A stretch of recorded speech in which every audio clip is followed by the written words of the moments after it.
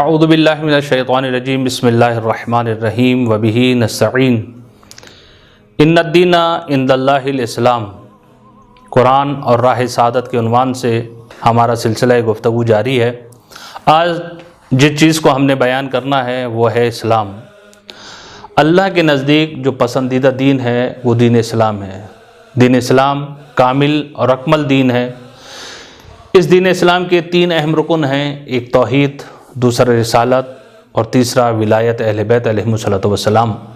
پروردگار عالم نے قرآن مجید میں دوسری جگہ ارشاد فرمایا ہے وَمَن يَبْتَغِ غَيْرَ الْإِسْلَامِ دِينًا، کہ جو اسلام کے علاوہ کوئی دین لے کر آئے گا تو اس سے وہ دین ہرگز قبول نہیں کیا جائے گا اور وہ شخص آخرت میں خسارہ اٹھانے والوں میں سے ہوگا۔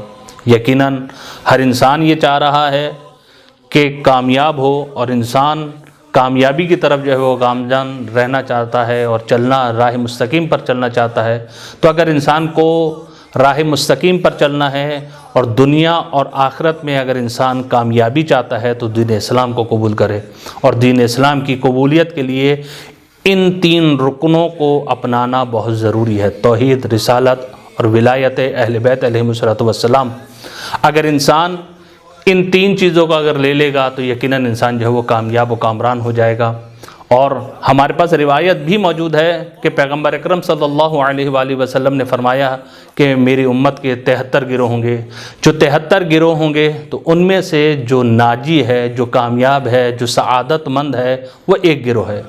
اب مسئلہ یہاں پر یہ آتا ہے کہ انسان اس ایک گروہ کو تلاش کرے کہ وہ کون سا گروہ ہے، اور اس گروہ میں وہ کون سی چیز پائی جاتی ہے کہ جس کی وجہ سے وہ کامیاب ہو رہا ہے، اور 72 کے پاس وہ چیزیں جو ہیں وہ نہیں پائی جاتی۔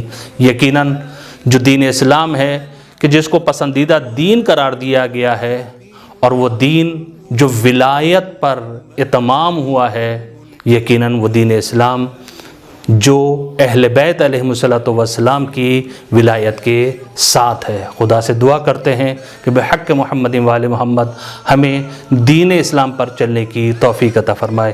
والسلام علیکم ورحمۃ اللہ وبرکاتہ۔